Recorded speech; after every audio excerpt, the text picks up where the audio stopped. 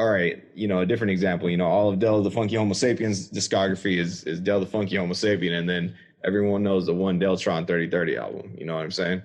It's like you know, like they're kind of telling stories through different ways. How do I say it? It's like a different setting. When Del does his own music, it's him talking about his life, and then Deltron 3030 is more of like kind of like a fictional thing. However, like there's always like that hit or miss. Like there's a fan base that likes that, and there's a fan base that also likes the more like deeper personal stuff. You feel me? And then it's also even like a conversation of making stuff like that, but still kind of having your own like signature on it, which is what makes it like those like cult hits. You know what I'm saying? Right. Versus making that type of shit all the time, and then you just get pigeonholed into And I feel like if I'm making music and somebody called me, oh yeah, he's just like another, he's just another like underground artist. He talks about underground shit. Like that's like, oh man, I definitely don't want to be pigeonholed. You know what I'm saying? Yeah, I get that. Yeah. I definitely get that, man, because that's one of the things I'm trying to avoid too. Is like it's just being pigeonholed into a rapper. Like there's so much more that I want to do with music. Yeah. And it's like one of the things that I don't know if you know this is Alex, but I love playing shows that have bands. Yeah. Like I love being at shows that have bands versus being at shows where it's just a whole bunch of hip hop heads. Like Yeah. It's and different. it just goes with like it's the ego thing. Like I know when I go to a show that has bands and the crowd that's listening, they actually listen. Like they listen, and you can tell after the show, you can tell during the show, and that's one of the things I always like. That's what makes me want to explore more, because like even just my music taste alone, bro, it's like it's not it's probably it's hip hop is probably like third on my list of like the type of music that I listen to. Yeah. Like I listen to a lot of hip hop, but I listen to a lot of other stuff, Yeah, definitely. more so than actually listening to hip, because I've already I've already been through all my phases with like hip hop. How like in high school we Yeah. probably might be listening to 90s hip hop at one time, or listening to something that's super duper West Coast, or listening to something that's super duper East Coast or the South, and all that type of stuff. Like I already went through all those phases. Like right now, we here with music that's here today, and it's cool. It's cool as fuck. Like don't get me wrong, the music now is like super duper dope, but it's not connecting where my musical taste is at right now. Like I got you. And You mean more of like the newer music, like the hotter stuff, like the hot like all like the top like all the top 40 stuff, or what do you mean specifically? it's like, okay, so like a lot of the hip hop music right now is like very trappy, and that stuff's fun, that stuff's cool. It's like a lot of club hits. It's always really like that, but today's club hits are, it's never really been my realm, or like even the West Coast sound right now. Like I like doing that music every now and then, but it's not my world, like my realm. Like I'm still on the wave of like I love like lo-fi hip hop. Yeah. Like any type of hip hop that I really love is lo-fi hip hop, only because it's like it has such an underground sound. It takes you on a journey. Like I don't have to hear you rapping the same turns up flow. Like I get to relax listening to this lo-fi type of music, or or it might be a bop. Like it might actually be something that's like that gets me going. But it's I don't know, man. It's just something about like where my music taste is at right now. It's like, bro, to be honest, like to keep it all 100, like Yeah.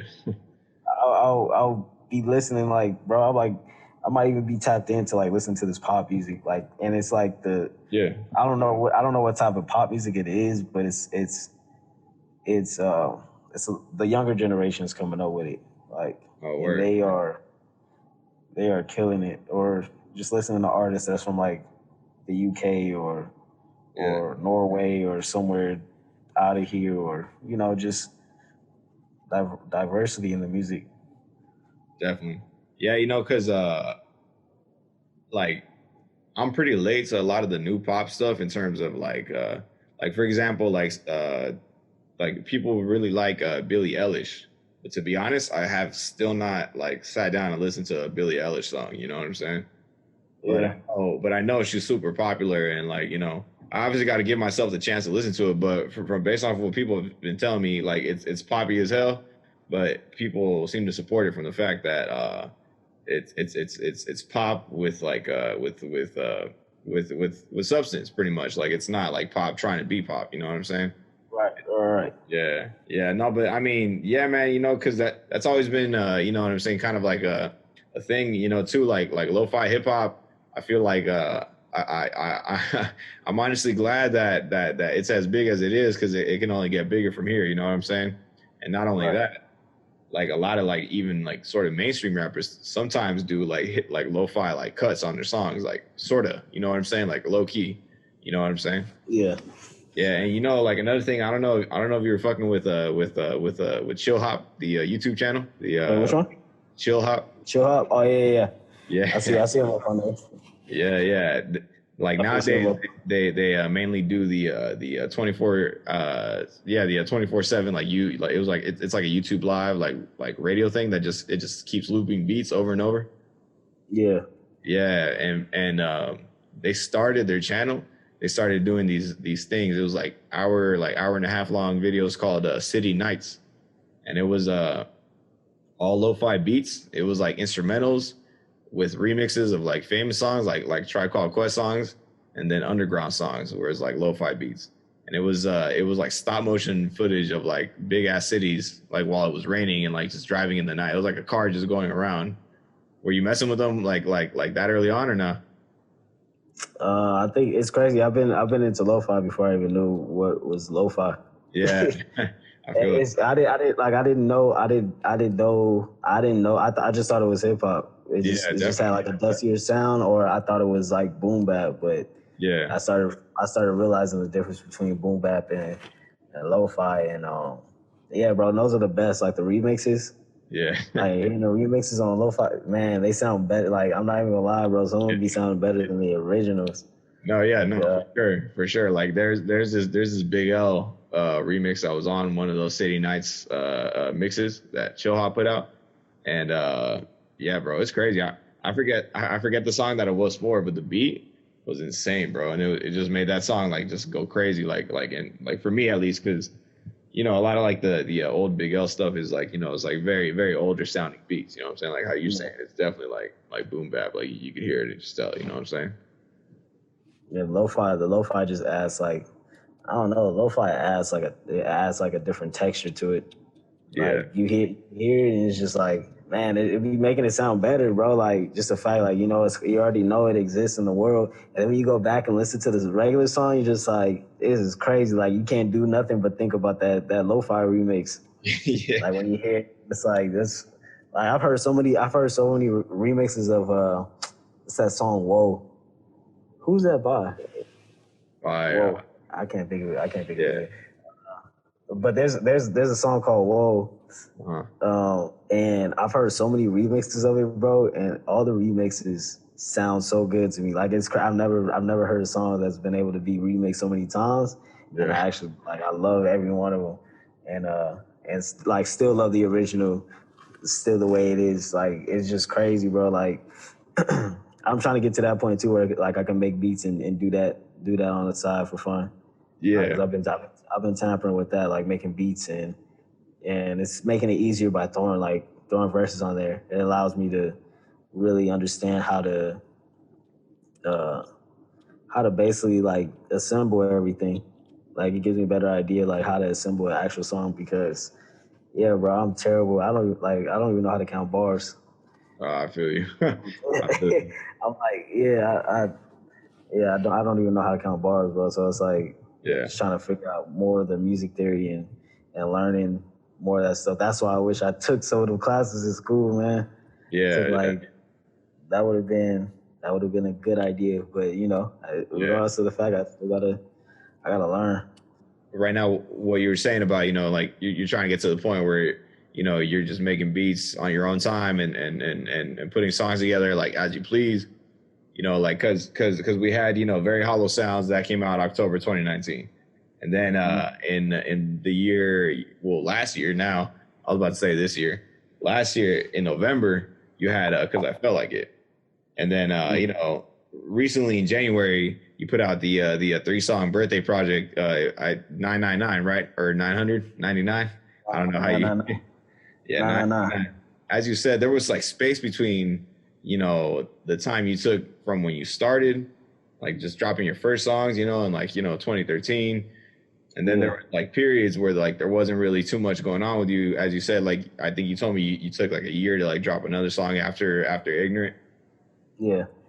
Yeah. So like, you know, it seems like you picked up the ball in 2019, you know, and you pretty much been dropping projects like consistently since then, you know, like, one thing I noticed is it seems like now, like you just kind of have like your foot on the gas pedal. Like you're just trying to like, you know, create all the content you can because you can, you know what I'm saying? Yeah.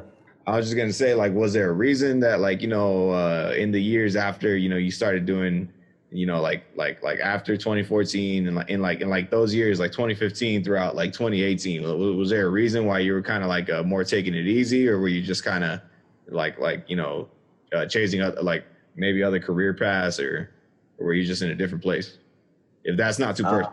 If it is, you know what I'm saying, I'll get it. I'll cut it out. No, it was a lot of life, going through life. I would say was majority of the reason. I did take time to like do more of the video stuff. You know, I was filming for, you know, I was actually had a job where I was a cinematographer for a couple companies. So, you know, a lot of time was spent there, and I didn't have access to, you know, recording music like that during those times. So that was majority of the, you know, the gaps. Most recently, like with me dropping Cause I Felt Like It, like I knew during that time I wanted to drop a project. Yeah. Only because I had already dropped Very Hollow Sounds like a year prior. It was already coming up to that time again. So I was like, and the homie Yazoo, which is also another artist that everybody should check out. Incredible. He's one of my close friends. Yeah.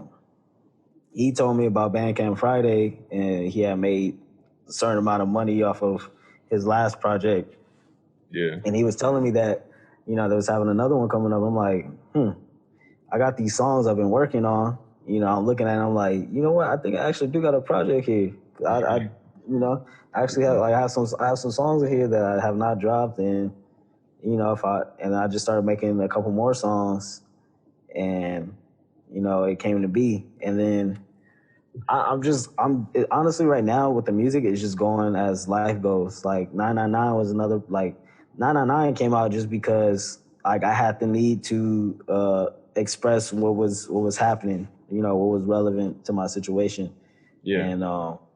And I was just itching to be able to make that happen, record it and drop it. So yeah, now I'm just in a place where it's like, you know, if I have music, then why not put it out? If I unless I'm working on a bigger project, like I get it to hold some songs, but you know, I need to make this a thing where it's consistent.